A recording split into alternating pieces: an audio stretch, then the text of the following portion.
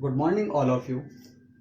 आज का हमारा टॉपिक है structure of protein on the based of their structure. इनके स्ट्रक्चर के अकॉर्डिंग कितने स्ट्रक्चर होते हैं प्रोटीन के, जो अब हमें स्टडी करने हैं। कल हमने इसका प्राइमरी और सेकेंडरी स्ट्रक्चर को स्टडी किया। अब लास्ट हमारा थर्ड टॉपिक बनता है टर्सरी स्ट्रक्चर ऑफ प्रोटीन।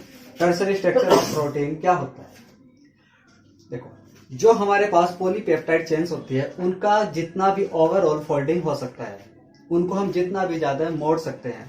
मोड़ने के बाद जो हमें स्ट्रक्चर मिलती है उसी को हम टर्सरी स्ट्रक्चर कहते हैं। अब ये टर्सरी स्ट्रक्चर किसी न किसी बॉन्ड से स्टेबल होती है।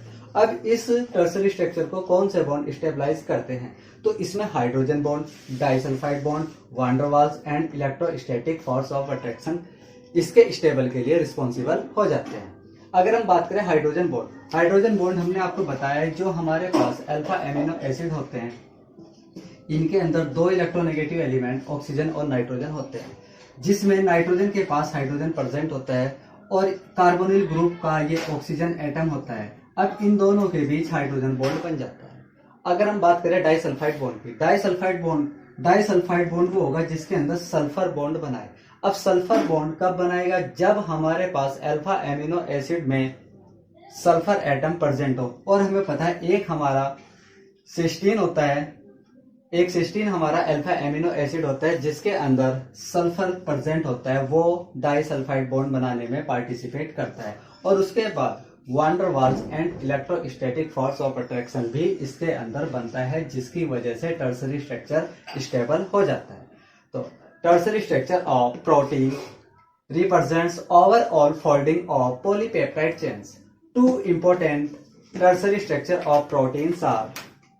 अब इसके दो इंपॉर्टेंट टर्सरी स्ट्रक्चर बनते हैं, फाइबर्स एंड ग्लोबुलर स्ट्रक्चर। ये इसके दो इंपॉर्टेंट टर्सरी स्ट्रक्चर होती है।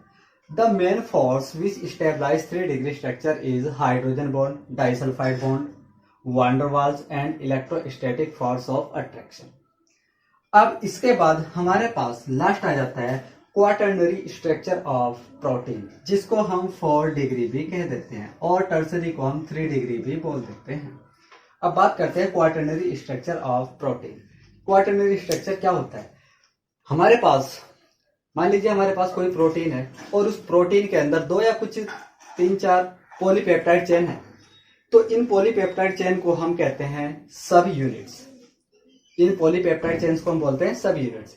अब spiral arrangement means space 3D में देखते हैं हम। 3D के अंदर इन 2 पॉलीपेप्टाइड चेन्स का एक दूसरे के रेस्पेक्ट में जो भी अरेंजमेंट होगा वही इसका क्वाटर्नरी स्ट्रक्चर होगा। अब इसके यहां से बन जाती है definition. Some of proteins are composed of 2 or more polypeptide chains known as subunits. The spiral arrangement of these subunits with respect to each other is known as quaternary structure of protein. ये protein का quaternary structure हो जाता है। This structure is stable. यह structure भी stable होता है। कैसे stable? By hydrogen bond, van der Waals and electrostatic force of attraction. इन बॉन्ड के द्वारा ये स्टेबल होता है। अब ये हमारे पास इसके स्ट्रक्चर आ गए। अब आप अपनी एनसीईआरटी की बुक से इसका टर्सरी और क्वाटर्नरी स्ट्रक्चर बना सकते हैं, जो एकदम इजीली है। इसके बाद अपना नेक्स्ट टॉपिक स्टार्ट हो जाता है denaturation of proteins. Denaturation of protein. अब हम बात करते हैं डीनेचुरेशन ऑफ प्रोटीन। इसका मीनिंग क्या होता है? देखिए, हमारे पास जो प्रोटीन होती है, अगर हम प्रोटीन में बाहर से कोई एसिड मिला दे, बेस मिला दे, उसके पीएच को चेंज कर दे, उसको हीट कर दे, तो इन हीट करने से या इन प्रोसेस में चेंज करने से उसकी प्रोटीन की प्रॉपर्टीज में क्या चेंज आता है? जो भी चेंज आता है उसी को हम डीनेचुरेशन ऑफ प्रोटीन कहते हैं। देखिए, the process in which physical as well as biological properties of proteins are changed. कोई ऐसा प्रोसेस जो उसकी फिजिकल और बायोलॉजिकल प्रॉपर्टीज को चेंज कर दे is called denaturation of proteins. Denaturation of protein. मान लीजिए हमारे पास कोई टर्सरी प्रोटीन है, हमने उसके अंदर पीएच मिक्स, उसके अंदर हमने कोई एसिड डाल दिया। एसिड डालने से हम देखते हैं उस प्रोटीन का पीएच वैल्यू चेंज हो जाएगा। पीएच वैल्यू चेंज होने से उस प्रोटीन के अंदर जो hydrogen bond, disulphide bond, van der Waals bond and electrostatic force present था वो सब ब्रेक हो जाएंगे, जिससे उसकी बायोलॉजिकल एक्टिविटीज समाप्त हो जाएगी और वो इनर्ट हो जाएगी। कोई भी एक्टिवेटर नहीं रहेगा उसमें, वो बेकार हो जाएगी, किसी काम की नहीं रहेगी।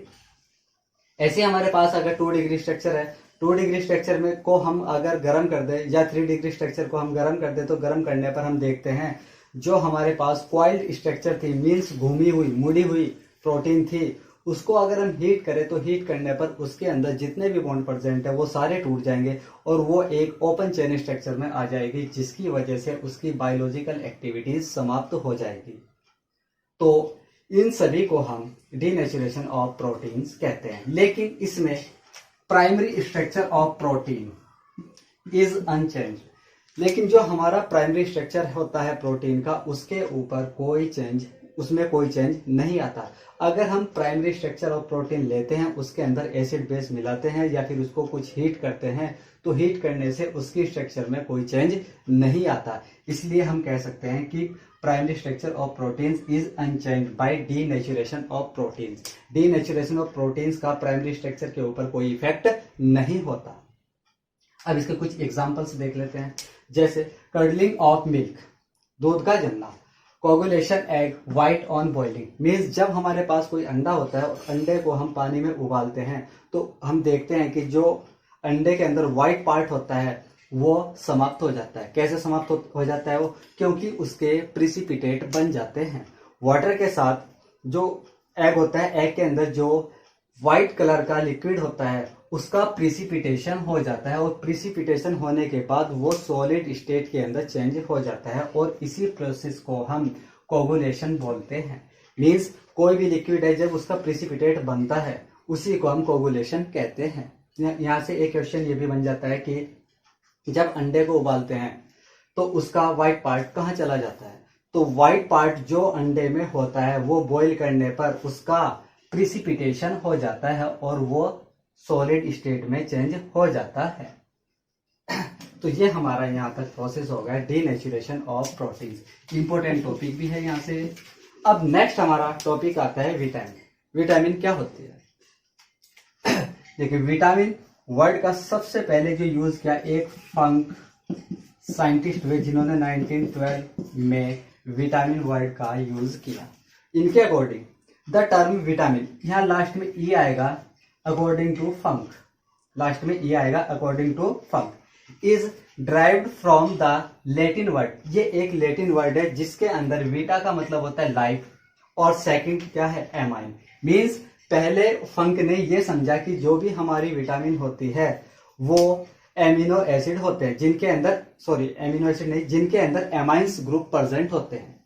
फंक ने ये देखा कि जो हमारे पास विटामिन होती है, विटामिन हमें पता है हमारे बॉडी के लिए बहुत नेसेसरी है, लेकिन ये सब एमाइन के प्रोडक्ट है, मीन्स इनके अंदर एमाइन ग्रुप प्रेजेंट है। लेकिन however vitamins are not vitamins are not amines. फिर बाद में पता चला कि जो हमारा विटामिन होता है ये एमाइंस नहीं होते। Hence the ending letter e is removed this, और लास्ट में फिर ये रिजल्ट आया कि जो लास्ट में यहाँ पे ई है इसको हटा दिया गया। क्यों? क्योंकि ये पता चल गया कि जो विटामिन होते हैं वो एमाइंस नहीं होती, इसलिए इसकी लास्ट की ई यहाँ से हटा दी गई। और जो एक नया वर्ड बना विटामिन, इसका मतलब होता है essential factor for the life, जो लाइफ के लिए बहुत ही आवश्यक होता है, वो हमारा विटामिन हो गया। अब हम बात करते हैं कि विटामिन की एक्चुअल डेफिनेशन क्या है। अब हम यहां से विटामिन की डेफिनेशन लिख देते हैं। अब हमारे विटामिन की डेफिनेशन क्या बन जाती है? The organic compounds required in the diet in small amounts to perform specific biological functions for normal maintenance of optimum growth and health of the organism। इसका मतलब ये हुआ जो हमारे ऑर्गेनिजम्स है इनको बढ़ाने के लिए, इनको स्वस्थ रखने के लिए जो हमें स्मॉल अमाउंट में किसी भी ऑर्गेनिक कंपाउंड्स की रिक्वायर्ड होती है उसी को हम विटामिन कहते हैं। मीन्स विटामिन स्मॉल अमाउंट में लिया जाता है और ये हमारी बॉडी के मेंटेनेंस, ग्रोथ और हेल्थ के लिए रिस्पॉन्सिबल होता है। इसी को हम विटामिन कहते हैं। अब विटामिन की सोल्यूबिलिटी के अकॉर्डिंग विटामिन को हम 2 पार्ट्स के अंदर डिवाइड करते हैं। पहला पार्ट हमारा आ जाता है water soluble vitamin and second part आ जाता है फैट सोल्यूबल विटामिन। अब हम सबसे पहली बात करते हैं वाटर सोल्यूबल विटामिन क्या होती है। वाटर सोल्यूबल विटामिन वो विटामिन होते हैं जो वाटर में सोल्यूबल होती है। अगर हम इसको डिफाइन करें तो ये कह सकते हैं the vitamin which are soluble in water is known as water soluble vitamin. अब इसके अंदर कौन सी विटामिन आती है? Vitamin B group. Vitamin B group जैसे आपने पढ़ा है B1, B12, B12, B3, ये सब बी के जितने भी ग्रुप है, विटामिन बी के जितने ग्रुप है और विटामिन सी, ये दोनों वाटर सोल्यूबल विटामिन होती है क्योंकि ये वाटर के अंदर इजिली सोल्यूबल हो जाती है। अब सेकंड हमारा फैट सोल्यूबल विटामिन। और ध्यान दे, जो विटामिन वाटर के अंदर सोल्यूबल होगी वो फैट के अंदर सोल्यूबल नहीं होगी, और जो विटामिन फैट के अंदर सोल्यूबल होगी वो वाटर के अंदर सोल्यूबल नहीं होगी। अब फैट सोल्यूबल विटामिन क्या होगी? The vitamin which are soluble in fat is known as fat soluble vitamin. इसके अंदर vitamin A, D, E and K, ये सभी विटामिन आ जाती है जिसको हम फैट सोल्यूबल विटामिन कहते हैं। अब यहां से एक क्वेश्चन बन जाता है हमारा, why vitamin C can not stored in our body, कि विटामिन सी को हम अपनी बॉडी में नहीं रख सकते, क्यों? समझाइए। बिकॉज, अब इसका आंसर देख लीजिए, because it is water soluble, ये वाटर में सोल्यूबल होते हैं and is easily exerted in urine, और ये यूरिन के थ्रू बॉडी से बाहर आ जाती है, इसलिए हम इसको बॉडी में नहीं रख सकते, बॉडी के अंदर इसको हम डाइजेस्ट नहीं कर सकते, ये यूरिन के साथ बाहर निकल जाती है। अब यहां से आपकी बुक में विटामिन की एक टेबल बनी हुई है, उसके अंदर vitamin A, vitamin B, vitamin C, vitamin D, इनके केमिकल नेम क्या है, इनका बायोलॉजिकल फंक्शन क्या है, इनके सोर्स क्या है, और ये क्या हमारे लिए अच्छा वर्क करती है, इन सभी की आप एक अच्छी सी टेबल बनाएं और इस टेबल को आप लर्न करें। और एक क्वेश्चन मैं आपके लिए छोड़ रहा हूं, यहां से आप मुझे बताएं विटामिन की कमी से कौन सी डिजीज होती है।